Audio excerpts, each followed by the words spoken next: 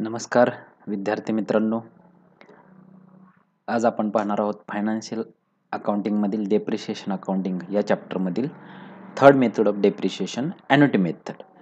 तर first of all आता मी आहे प्राध्यापक Nilesh Gawde, assistant professor department of commerce, Sant Dnyaneshwar महाविद्यालय, सोयगाव. आणि आज आपण ॲन्युटी मेथडचा एखादा प्रॉब्लेम पाहण्या अगोदर आपण ॲन्युटी मेथड म्हणजे काय किंवा ही मेथड काय असते तर हे आपण अगोदर समजून घेऊयात. तर या मेथडमध्ये की ॲन्युटी मेथड जे आहे, this method of depreciation is based on the concept of opportunity cost. Here the depreciation is computed in regards with the interest which the amount use to purchase the asset would have generated if it was invested somewhere else. म्हणजेच काय तर आपण ही जी एखादी समजा asset आहे की ज्या ॲसेटचं आपल्याला डेप्रिशिएशन कॅल्क्युलेट करायला विचारलेलं असते, तर ती जी ॲसेट सपोज आपण 1 लाखाची ॲसेट जर घेण्याऐवजी तेच 1 लाख जर दुसरीकडे इन्व्हेस्ट केले असते तर आपल्याला किती रिटर्न मिळालं असतं, तर या ठिकाणी ते आपण विचारात घेऊन या ठिकाणी डेप्रिशिएशन पण कॅल्क्युलेट करत असतो. तर ही जी मेथड आहे की आता फॉर एक्झाम्पल आपण ते 1 लाख बँकमध्ये इन्व्हेस्ट केलं तर आपल्याला त्याच्यावरती काय मिळणार आहे, इंटरेस्ट रिटर्न म्हणून मिळणार आहेत.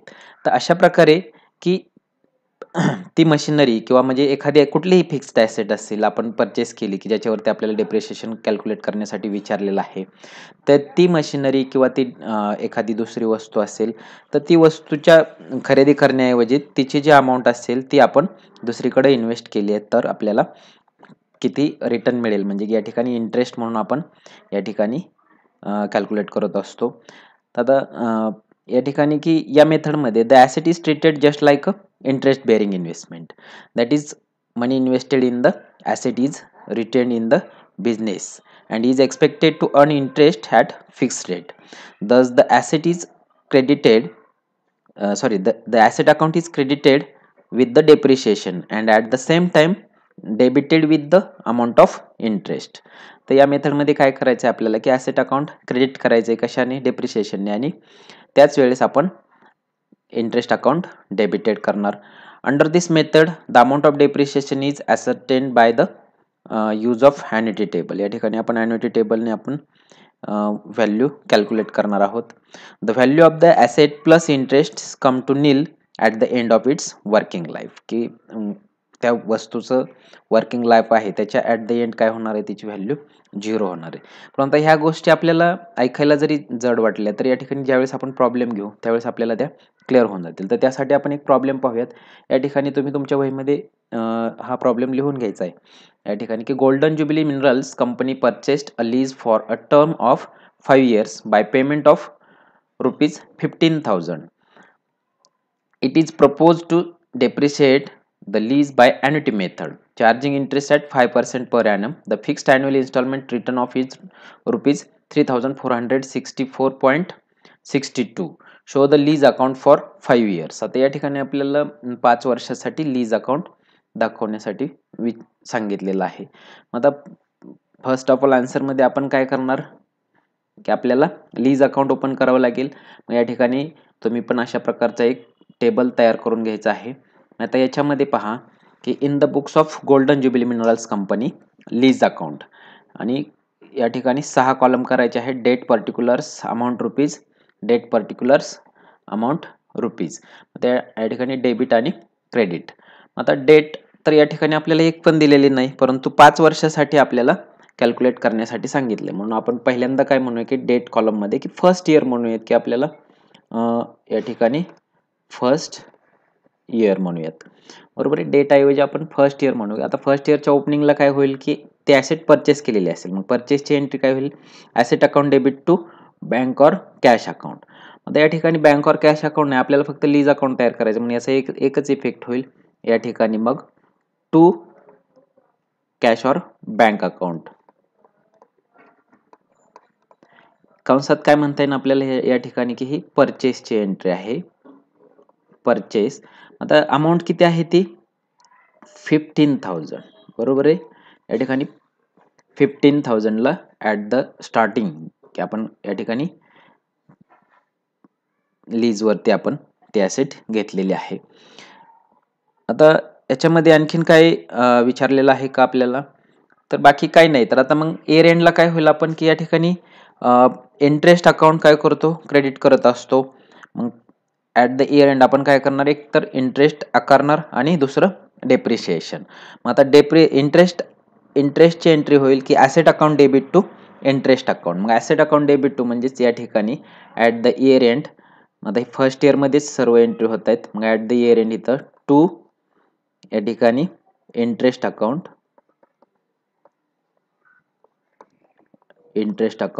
आता इंटरेस्ट किती, तर आपल्याला रेट ऑफ इंटरेस्ट दिलेला आहे 5%. बरोबर आहे का. इंटरेस्ट रेट आहे 5%.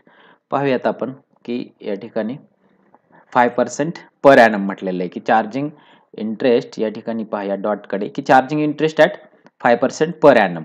आता 5% कोणाच्या, तर या 15,000च्या 5% आपल्याला कॅल्क्युलेट करायचे आहेत. ठीक आहे. मग आता 15,000च्या 5% म्हणजे किती होतील, मग 15,000 इंटू 5 डिवायडेड बाय 100. याचं जर कॅल्क्युलेशन केलं तर आपल्याला 750 रुपीज काय होतील, या ठिकाणी आपल्याला अमाऊंट भेटेल 750. आलं लक्षात. मग नेक्स्ट की आता याच वर्षाच्या एंडिंगला आपण दुसरी आपल्याला एंट्री करावी लागेल या ठिकाणी की डेप्रिशिएशनची. मग depreciation account debit to asset account. मग या ठिकाणी डेप्रिशिएशन अकाउंट आपण ओपन केलेलं आहे का, नाही, फक्त आपल्याला लीज अकाउंट म्हणजे की ॲसेट अकाउंट आपल्याला या ठिकाणी ओपन करावं लागलेलं आहे. या ठिकाणी मग याचा दुसरा इफेक्ट कुठं होईल, तर म्हणजे फर्स्ट इयरमध्येच की डेटमध्ये काय आहे की फर्स्ट इयरच्याच कॉलममध्ये आहे, त्यामुळे या ठिकाणी बरोबर आहे फर्स्ट इयरमध्येच बाय डेप्रिशिएशन. तर डेप्रिशिएशन दरवर्षी फिक्स्ड सांगितलेलं आहे. किती सांगितलेलं आहे, या ठिकाणी आपण पाहूयात की डेप्रिशिएशन पहा की 3,464.62 की दरवर्षी ते कॉन्स्टंट येणार आहेत. बरोबर आहे का. दरवर्षी आपल्याला कॉन्स्टंट 3,464.62 दरवर्षी आपल्याला तेवढीच अमाऊंट डेप्रिशिएशनची आकारावी लागेल. मग आता डेप्रिशिएशन मग किती आहे, तर आपल्याला गिवन आहे ते की 3,464.62. आलं लक्षात. मग या ठिकाणी आता सर्व एंट्रीज झालेल्या आहेत की या ठिकाणी आपण परचेसची एंट्री केली, इंटरेस्ट पण चार्ज केला आणि डेप्रिशिएशन पण चार्ज केलेला आहे. आता या ठिकाणी कोणती साईड मोठी येईल, जर टोटल केली तर ऑफकोर्स डेबिट साईड मोठी आहे. मग डेबिट साईड आपण क्लोज करून घेऊयात. या ठिकाणी डेबिट साईड जर क्लोज केली तर आपल्याला 15,750 रुपीज मिळतील. तेच आपण इकडे घेणार अकाउंट क्लोज करून 15,750. आता हे जे बॅलन्सिंग फिगर मिळणार आहे तो काय असेल आपला बाय बॅलन्स कॅरी डाऊन. या ठिकाणी बाय बॅलन्स कॅरी डाऊन किती होईल अमाऊंट, तर 15,750 मायनस 3,464.62. आता आपल्याला जर हे कॅल्क्युलेशन केलं तर किती मिळतंय, मग 12,285 पॉइंट आणखीन आहे पुढे की 38. हे आन्सर किती मिळालं आपल्याला 12,285.38. तर हेच काय होणार आहे की पुढच्या वर्षीचं ओपनिंग म्हणजे की आता या ठिकाणी सेकंड इयर सुरू होईल. मग सेकंड इयर पहा, सेकंड इयर मध्येच काय होईल की टू बॅलन्स ब्रॉट डाऊन. बरोबर आहे का. मग या ठिकाणी टू बॅलन्स ब्रॉट डाऊन किती अमाऊंट आहे ती 12,285.62. आलं लक्षात. मग आता हे झाले ओपनिंग बॅलन्स. आता पुढच्या वेळेस काय करावं लागेल आपल्याला की at the year end depreciation आकारावं लागेल, इंटरेस्ट चार्ज करावं लागेल. पण आता इंटरेस्ट चार्ज करत असताना आपण सुरुवातीला 15,000 वरती इंटरेस्ट चार्ज केलेलं होतं. मग आता यावर्षी मात्र आपल्याला इंटरेस्ट कशावरती चार्ज करावं लागेल, तर या अमाऊंटवरती की 12,285.62 वरती आपल्याला इंटरेस्ट चार्ज करावं लागेल. मग इंटरेस्ट रेट आहे 10%. मग या ठिकाणी याच्या 5% आहे. मग याच्या 5% आपल्याला कॅल्क्युलेट करावं लागेल. मग 12,285.62 इंटू 5 डिवायडेड बाय 100. तर एवढे आपल्याला काय या ठिकाणी मिळेल, मग इंटरेस्ट मिळेल. मग ॲट द इयर एंड आपल्याला अगोदर इंटरेस्ट चार्ज करूयात आपण टू इंटरेस्ट अकाउंट. आता या ठिकाणी ह्याची जर 5% केली तर 614.27 आलं लक्षात. मग 600.27 आपल्याला अमाऊंट मिळेल. ही झाली इंटरेस्टची अमाऊंट. आता या ठिकाणी सेकंड इयरलाच ॲट द इयर एंड काय होईल, डेट न दिल्यामुळे आपण या ठिकाणी सेकंड इयर म्हटलं. मग या ठिकाणी डेप्रिशिएशन जर आकारायचं म्हटलं तर बाय डेप्रिशिएशन अमाऊंट किती मिळेल, तर दरवर्षी ती सेमच अमाऊंट आहे 3,464.62 आलं लक्षात. मग या ठिकाणी हे 6 आहे. आता पुन्हा आणखीन आपण जर अकाउंट क्लोज केले ॲट द इयर एंड तर डेबिट साईडच मोठी मिळते आपल्याला. किती आहे डेबिट साईड, तर 12,899 पॉईंट होतील आणखीन पुढं 65 की या ठिकाणी ह्या दोघांची टोटल आपल्याला मिळाली 12,899.65. आता हेच अकाउंट आपण पुन्हा इकडं क्लोज करून घेतलं तर तेवढीच अमाऊंट या ठिकाणी 12,899.65 या ठिकाणी 5 आहे. आता बॅलन्सिंग फिगर जी मिळेल त्याला काय म्हणणार आपण, by balance carry down. By balance carry down 12,899.65 minus 3,464.62. मग आपल्याला बॅलन्सिंग फिगर किती मिळेल या ठिकाणी 9,435.03 एवढी अमाऊंट मिळेल. तीच काय होईल, पुढच्या वर्षाची ओपनिंग होईल. मग या ठिकाणी थर्ड इयर. ठीक आहे. मग आता टू बॅलन्स ब्रॉट डाऊन, या ठिकाणी टू बॅलन्स ब्रॉट डाऊन, कारण ही जी क्लोजिंगची अमाऊंट आहे तीच काय होईल पुढच्या वर्षीची ओपनिंग. मग ती किती आहे 9,435.03. आता या ठिकाणी हे झालं स्टार्टिंगला, ॲट द स्टार्टिंग किंवा बिगिनिंग ऑफ द इयर.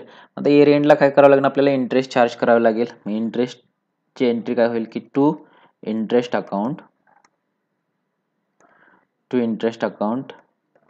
किती होईल इंटरेस्ट, तर 9,435.03 च्या 5%. ते जर आपण कॅल्क्युलेशन केलं तर आपल्याला किती मिळेल, मग 471.75 या ठिकाणी याचं कॅल्क्युलेशन आपल्याला मिळालं 471.75. आता त्याच वर्ष म्हणजे की थर्ड इयरलाच या ठिकाणी depreciation at the year end by depreciation account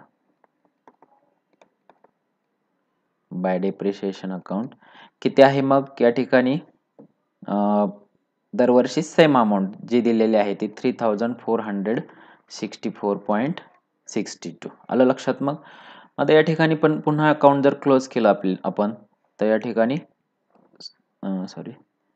ठिकाणी आपल्याला डेबिट साईडच मोठी मिळते. तिची टोटल किती येईल 9,906.78. तीच अमाऊंट आपण इकडे घेणार 9,906.78. या ठिकाणी बॅलन्सिंग फिगर जी मिळेल आपण त्याला काय म्हणणार, by balance carry down 9,906.78 minus 3,464.62. तर या ठिकाणी आपल्याला अमाऊंट मिळेल 6442 6442.16. ठीक आहे. तर या पेजवरती बसत नाही, मग तुम्ही तुमच्या पेजमध्ये कंटिन्यू करा. मी नेक्स्ट पेज तयार करेल. या ठिकाणी नेक्स्ट पेजवरती सेम कॉलम्स कंटिन्यू होतील. Date particulars amount rupees, date particulars amount rupees, त्याच अकाउंटमध्ये कंटिन्यू. मग आता या ठिकाणी जो क्लोजिंग बॅलन्स मिळालेला होता 6442, तोच काय होणार आहे पुढच्या वर्षीचा ओपनिंग, म्हणजे की या ठिकाणी 4th इयर. या ठिकाणी आता 4th इयर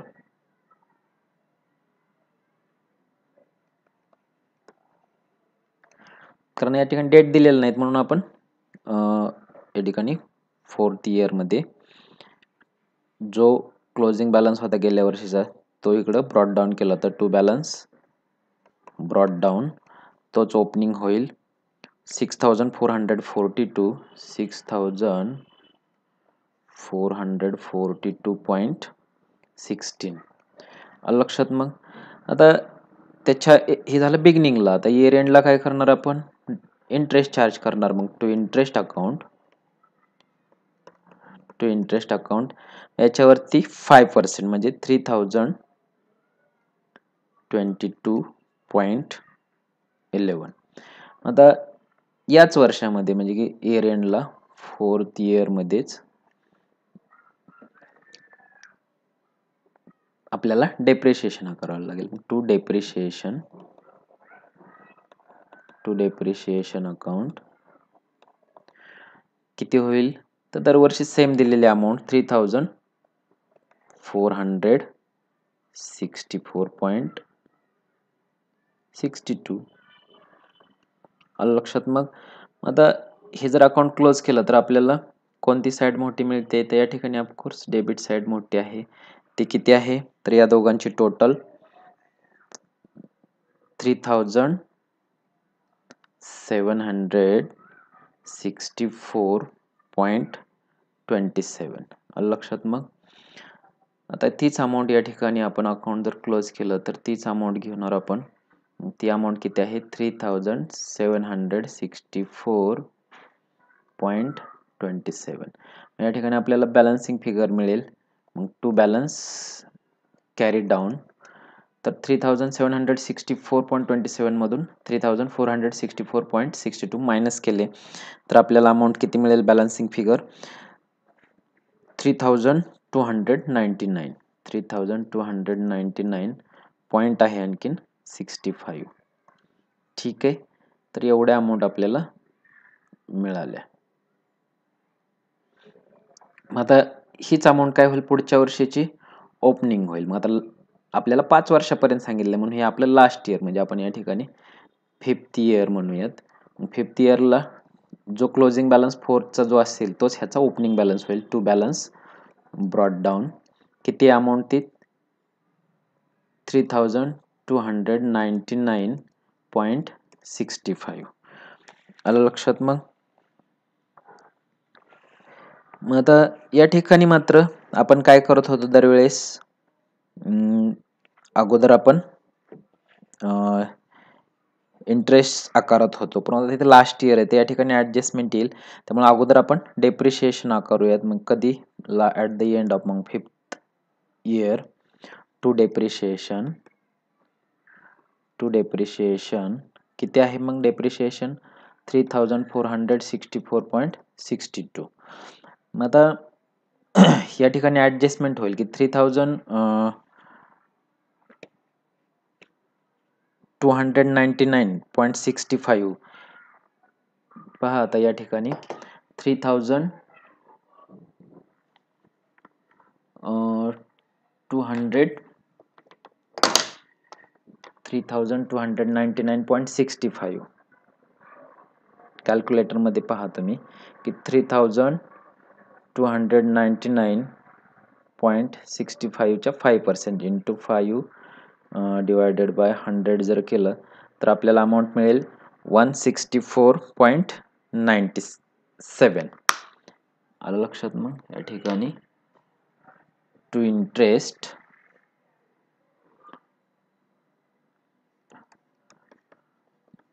इंटरेस्ट अकाउंट 164.97 किंवा 98 आपण या ठिकाणी 97 घेऊयात. आता याची जर टोटल केली तर आपल्याला किती मिळेल टोटल, म्हणजे डेबिट साईड आणि क्रेडिट साईडची, तर दोन्हींची पण या ठिकाणी आपल्याला टोटल सेम मिळेल. या ठिकाणी कॅरी डाऊन बॅलन्स काही आहे का, तर नाही. दोन्हींची टोटल किती आली मग 3464.62 3464.62.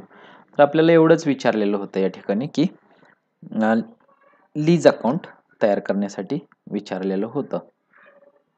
थँक्यू.